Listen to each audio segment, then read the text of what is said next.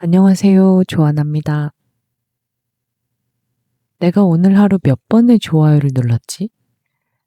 그리고 나는 정말 그게 좋아서 눌렀나? 잠자리에 들기 전에 문득 이런 생각이 들더라고요. 근데 순간 머릿속이 까매졌어요. 내가 좋아요를 누른 그 어떤 사진도 영상도 내용도 기억이 나질 않는 거예요. 그저 빠르게 스쳐 지나간 수많은 성공 신화와 그럴듯해 보이는 누군가의 일상, 번뜩이는 영감의 파편들, 이런 것들에 저는 이제 무의식적으로 좋아요를 눌렀겠죠. 근데 그것들이 제 마음이나 정말 기억에 너무 좋아서 진심으로 머물기보다는 언제고 이렇게 잠재적으로 제 불안의 트리거를 당길 그 기회만 엿보는 침전물처럼 제 마음속에 가라앉아 있다는 걸 느꼈어요. 그리고 그 침전물은 항상 저에게 속삭입니다. 뭐해? 얼른 뛰어. 너만 뒤처지고 있잖아. 빨리 쫓아가. 뭐 이런 식으로 말이죠. 우리가 자기 계발이라는 독에 빠진 이유인 것 같아요. 나 빼고 모두 잘 살고 있는 것처럼 보이기 때문이겠죠.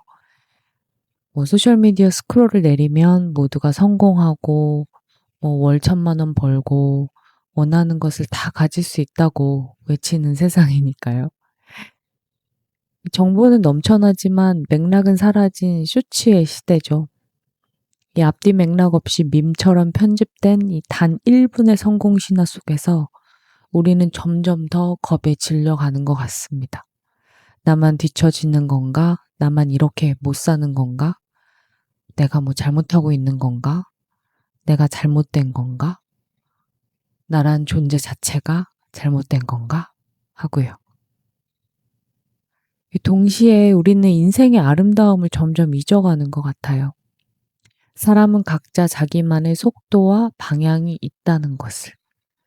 그래서 이 세상이 다양한 사람들로 가득하고 서로가 서로의 모습을 호기심 있게 지켜봐주고 궁금해하며 서로의 이야기를 들려주는 이 삶 자체가 아름답다는 것을 우리는 점점 잊어가고 있는 것 같아요. 저도 그 서울에서 살 때는 엄청난 그 자기 개발에 그 속삭임, 달콤한 속삭임에 아주 충실한 신도였습니다. 아주 오랫동안요. 자기 개발이라는 이름의 신을 도시인들은 신처럼 섬기잖아요. 새벽 5시 미라클 모닝인가 한참 유행이었었죠. 그리고 요즘은 또 해외 유튜브들 보니까 새벽 5시에 기상해라. 이제 냉수 샤워가 또 유행이고요.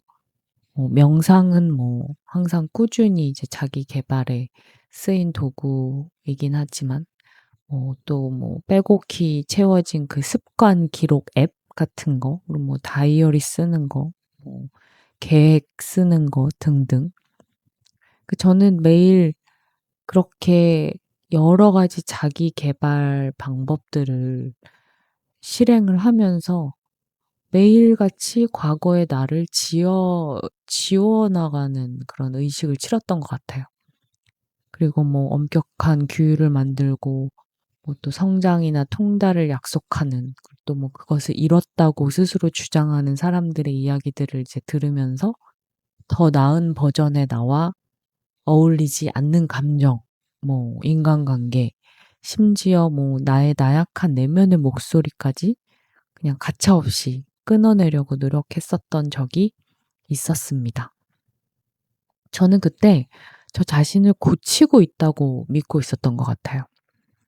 그러니까 성공의 청사진처럼 모든 걸 통제하는 차분하고 집중력 있는 사람으로 나 자신이 막 보이는 거예요. 그렇게 변해가고 있는 것처럼 착시 효과를 일으킨 거죠.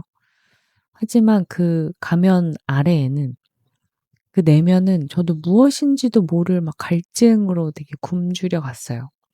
그러니까 나를 채우려고 이런 자기 개발에 이런 뭐 이야기들을 듣고 이제 실천으로 옮기는데 오히려 제가 더 스스로 더 궁핍하고 결핍이 더 많고 구멍이 많아져 가는 것처럼 느끼는 거예요. 그때의 삶은 뭐 딱히 끔찍하진 않았지만 뭐 또 딱히 막 살아 있지도 않았던 것 같아요. 불꽃 없는 그 잿빛처럼 굉장히 뭐 이 색깔도 아닌 저 색깔도 아닌 뭐 붉은색도 아닌 주황색도 아닌 초록색도 아닌 노란색도 아닌 그냥 이렇게 잿빛에 가까운 그런 날들의 연속이었던 것 같아요. 그러면서 뭐 또 속으로 계속 이제 스스로에게 이제 말하는 거죠. "이런 날들이 지나면 너의 성공이 다가올 거야. 뭐 더 나은 날들이 보장될 거야. 더 좋은 지금보다 더 오늘보다 더 좋은 내일이 올 거야." 그 세상은 그런 저에게조차 똑같은 해결책을 외쳤어요. "지금 넌 아직 부족해. 넌 아직 미완성이야. 조금만 더 하면 돼. 너도 할 수 있어. 더 노력하면 돼." 근데 지금 생각해 보면 이 모든 자기 계발의 여정 아래에는 숨겨진 전쟁이 도사리고 있죠. 그것은 게으름과의 싸움이 아니에요. 나는 아직 충분하지 않다는 그 내면의 믿음을 상대로 과거의 내가 아님을 필사적으로 스스로 증명을 하려는 스스로와의 그 처절한 싸움이에요. 도대체 이 싸움을 왜 하는 건지, 누구를 위해서, 무엇을 위해서 하는지조차도 모르면서 굉장히 필사적으로 처절하게 스스로와 싸우는 거죠.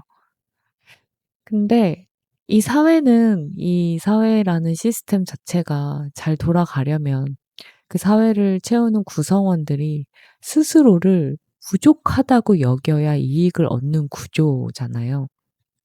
사람들은 결핍을 느낄수록 더 남과 비교하고 또 더 욕망하고 또 더 소비를 하죠. 우리의 불안을 먹고 자라는 이 거대한 산업 속에서 이 자본주의 속에서 우리는 기꺼이 우리 자신을 막 채찍질하면서 굉장히 충성스러운 소비자가 되는 것 같아요. 저는 오랫동안 그 자본주의의 꽃이라고 불리는 패션지의 에디터로 일하면서 이 세상을 뒤덮은 그 많은 브랜드의 얼굴로 이제 나서는 연예인과 아이돌, 뭐 셀러브리티의 삶을 아주 가까이에서 적나라하게 볼 수 있는 기회가 있었어요. 그들은 늘 대중의 관심에서 멀어질까, 사랑을 잃을까 하는 그 불안과 또 더 완벽한 모습을 보여야 한다는 압박에 항상 고통스러워했어요. 행복한 배우나 뮤지션이나 뭐 셀럽이나 인플루언서들을 정말 만나기가 어려웠던 것 같아요. 그렇게 보이죠. 행복해 보이고 굉장히 완벽한 삶을 사는 것 같지만 제가 이렇게 무대 뒤에서 본 사람들의 모습은 전혀 그렇지 않았어요. 근데 또 브랜드는 이 사람들의 이름값과 영향력을 바탕으로 또 소고기처럼 사람의 등급을 매기죠. 뭐 그래서 A급, B급, 뭐 C급 이런 식으로. 그래서 그 협찬 금액과 또 이제 그 인물에 대해서 이제 그 협찬이 가능한 그 아이템의 그 종류, 뭐 모델 이런 것까지 이제 선이 그어지는데 그 브랜드와 이 사람을 연결해서 이제 뭔가 콘텐츠를 만들어내고 또 사람들의 소비를 종용하는 그 일을 하는 사람으로서 저는 그리 떳떳하지 못한 것 같아요.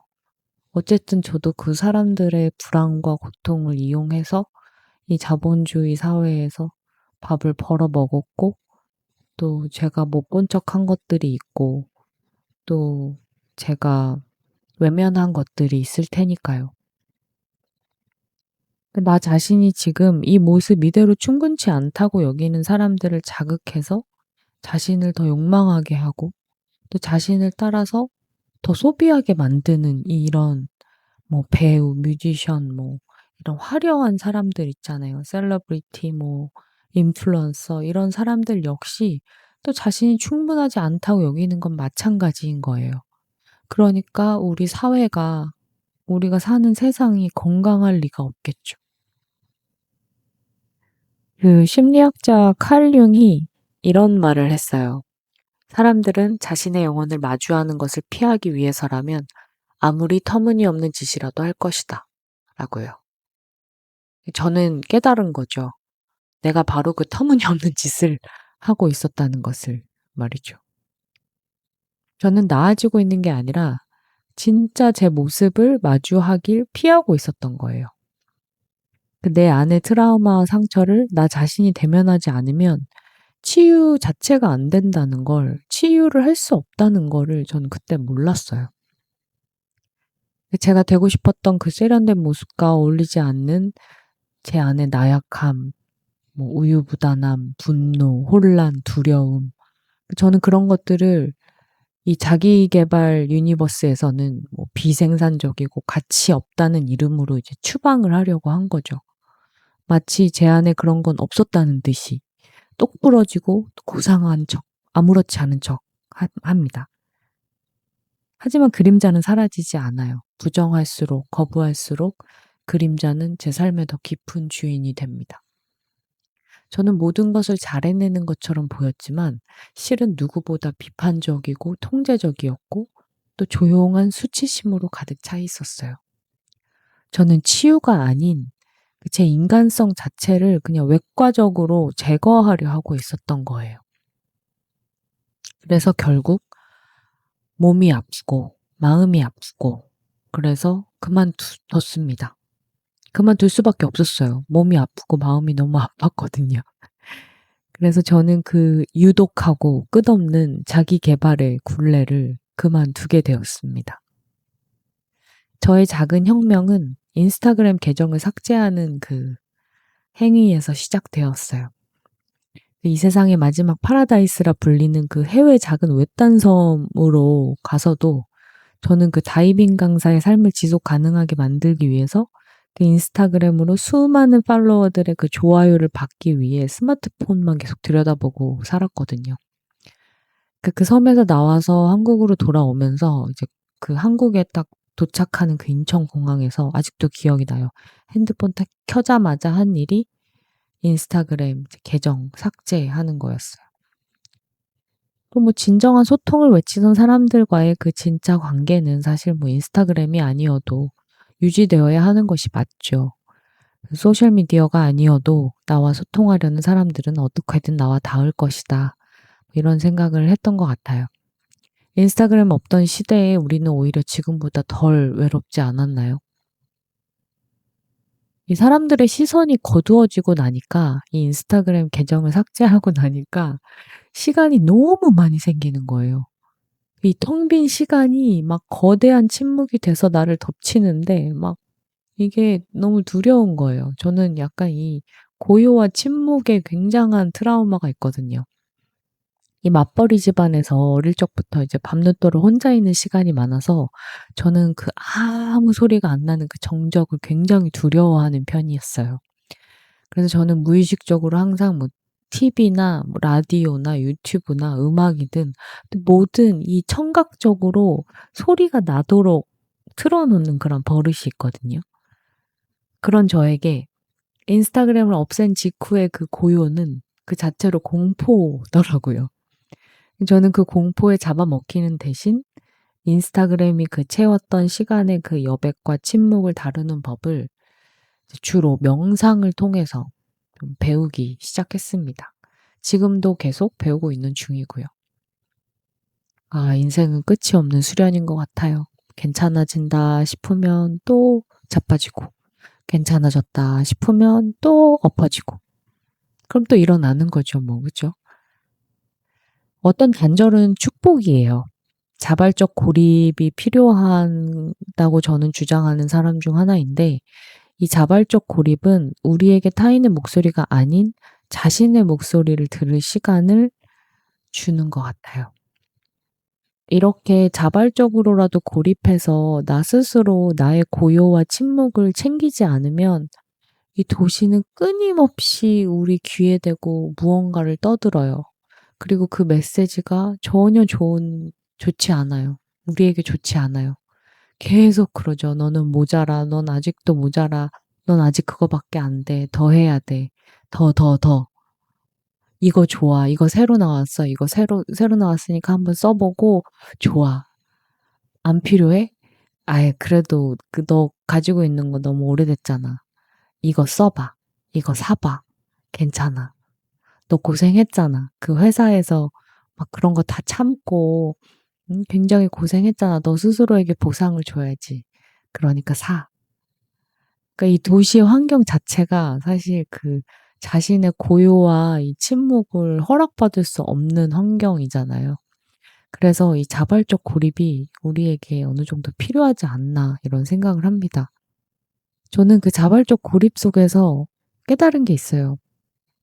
그러니까 1분짜리 쇼츠 영상처럼 이 맥락이 없고 앞뒤가 없고 그냥 파편화된 막 굉장히 혼란스러운 시대잖아요, 지금. 뭐 이런 시대에 잘 적응해서 잘 살아가고 있는 사람들도 있지만 저는 잘 적응하지 못하는 사람 중에 하나로서 이 정작 이런 혼란스러운 시대와 이런 혼란스러운 세상에서 내가 중심을 잘 잡으려면 서사와 맥락을 부여해야 하는 것은 정작 제 삶 그 자체라는 것을 깨달았어요. 자, 이제부터 당신은 1분 안에 설명해 보세요. 라고 이 세상은 저에게 말해요. 하지만 저는 이제 이렇게 대답을 해요. 아니요, 저는 제 자신을 1분 안에 설명할 수 없어요. 그러고 싶지도 않고요. 저란 사람은 1분 안에 설명할 수 있는 사람이 아니에요. 저는 굉장한 인생을 살아왔고 또 굉장한 인생을 살고 있고 앞으로 또 살 거거든요. 저는 이야기가 너무 많은 사람이에요. 그런데 만약 당신이 너무 바쁘거나 너무 나에게 무관심하고 무심해서 당신이 내 삶의 이야기에 시간을 들여서 귀 기울일 수 없다면, 그 정도의 마음의 여유가 없거나 그 정도의 관심이 나에게 없다면 그건 당신의 문제이지 내 문제가 아니에요. 그러니까 그냥 갈 길 가세요. 이게 바로 자존심이 아닌 진정한 자존감인 것 같아요. 자존심의 시선은 늘 나의 바깥을 향하죠. 뭐 타인의 평가라던가 세상과의 비교에 위태롭게 매달려 있어요.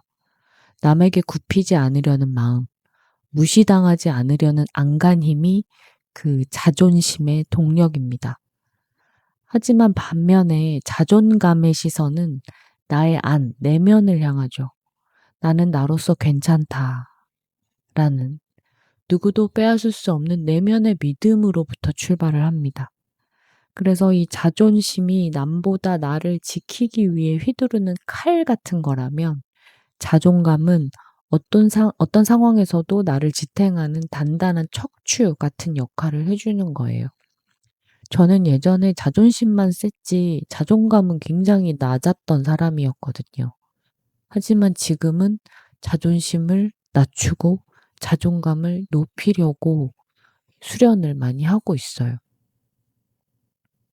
고독에 빠지는 것도 좋은 것 같아요. 고독은 외로움과는 다르죠.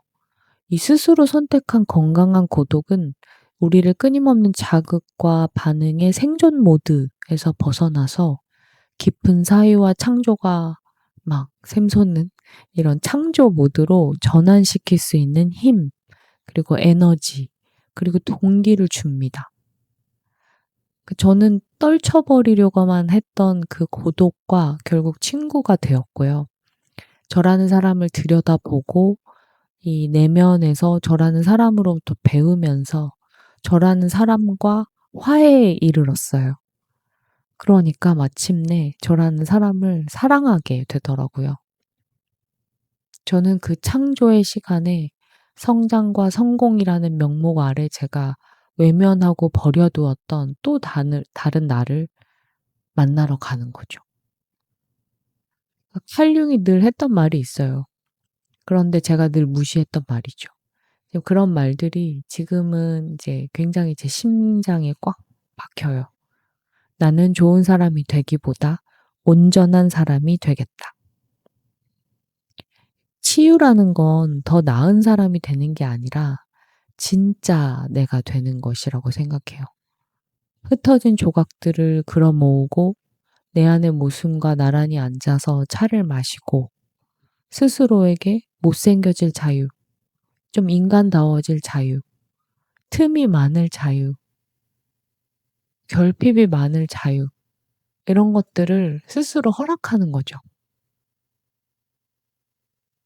진짜 나는 아직 부족한, 더 노력해야 할, 해결해야 할 그런 문제, 골칫덩어리가 아니라 진짜 나는 더 발견할 게 많은 넓은 그리고 깊은 우주였어요. 목표는 최고의 나가 되는 게 아니라 가장 정직한 나가 되는 거죠. 진정한 자유가 어떤 느낌인지 아세요, 여러분? 진정한 자유를 느껴본 적이 있으신가요? 한때 나를 두렵게 했던 것이 더 이상 나를 두렵게 하지 않을 때, 그리고 심장이 뛰지 않고도 사람들 앞에서 정직하고 당당하게 말할 수 있을 때, 한때 나를 괴롭혔던 사람들, 나에게 못되게 굴었던 사람들의 말이 더 이상 나에게 영향을 미치지 않을 때, 사람들이 나를 어떻게 생각하는지 신경 쓰이지 않을 때, 나를 자극했던 상처와 트라우마가 이제 더 이상 아무렇지 않을 때, 저는 그럴 때 진정한 자유를 느끼거든요.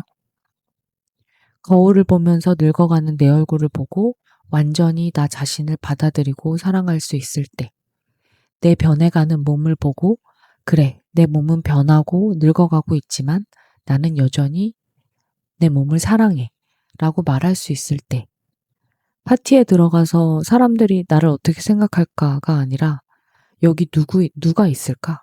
누구를 만날 수 있을까? 그리고 오늘은 또 어떤 새로운 걸 배울 수 있을까라고 생각할 때, 그것이 진짜 자신감인 것 같아요. 멋진 삶을 사는 것처럼 보이기 위해서 인스타그램에 막 굉장히 화려하고 굉장히 치장된 막 필터링한 사진을 올리는 그런 인정을 구하는 가짜 자신감 말고요. 진짜 자신감은 외부의 것들이 더 이상 당신에게 영향을 미치지 않을 때, 상처받거나 개인적으로 받아들이거나 사람들에게 자극받지 않고 당당하게 돌아다닐 수 있을 때인 것 같아요. 나 자신 말고는 아무도 그런 힘을 가지지 못해요. 우리는 성장하도록 또 진화하도록 또 더 큰 꿈을 꾸도록 만들어졌죠. 하지만 그 꿈이 우리를 행복하게 만들어줄 것이라는 환상 때문이 아니에요. 그 꿈을 향해 나아가는 여정 자체가 우리에게 충만함을 주기 때문에 우리는 큰 꿈을 꾸는 거라고 생각해요. 그러니까 산 정상에 오르는 것만이 기쁨의 전부는 아니라는 거죠. 그 길 위에서 만나는 모든 그 작은 승리와 투쟁, 실패, 그 고된 숨결 하나하나가 바로 삶의 본질이 아닐까 싶어요. 하지만 우리 주변에는 너무 그 산 정상에 오르는 그 한 장의 사진을 인스타그램에 올려놓고 이렇게 의시되는 사람들이 너무 많아서 좀 우리가 삶의 본질을 비껴가고 있는 게 아닌가 하는 생각이 들더라고요. 그러니 고맙게도 우리 앞에는 또 다른 산이 있습니다. 그리고 그 산을 오르는 여정 자체가 목적지예요. 진정한 자유는 진정한 고독이라고 생각해요. 세상에 태어나 가장 두려웠던 순간, 난생 처음 용기 내 발을 디딘 이 섬에서 자발적으로 고립을 택한 제가 만난 건 광활한 우주와 바다입니다. 저는 이 세상에서 아무것도 아닌 동시에 모든 것이기도 해요. 맥락이 사라진 시대에, 그리고 더 이상 서로의 맥락을 궁금해하지도 않는 이 쇼츠의 시대에 저는 저만의 이야기, 저만의 맥락을 저만의 속도로 단단하게 쌓아나가는 사람이 되고 싶어요. 나를 파괴하지 않고도 충만한 나 자신을 알아보고 사랑할 수 있다는 걸 단절과 고립, 또 고독의 시간을 통해서 배우고 있는 중입니다. 자연스럽게 저 역시 최고의 당신을 원하지 않아요. 가장 정직한 당신이 되는 과정을 함께 하는 것 자체가 좋은 거예요. 우리는 여기서 끊임없이 자신을 채찍질하는 대신 서로의 섬을 고요히 바라보며 각자의 속도를 존중하는 법을 배워갔으면 합니다.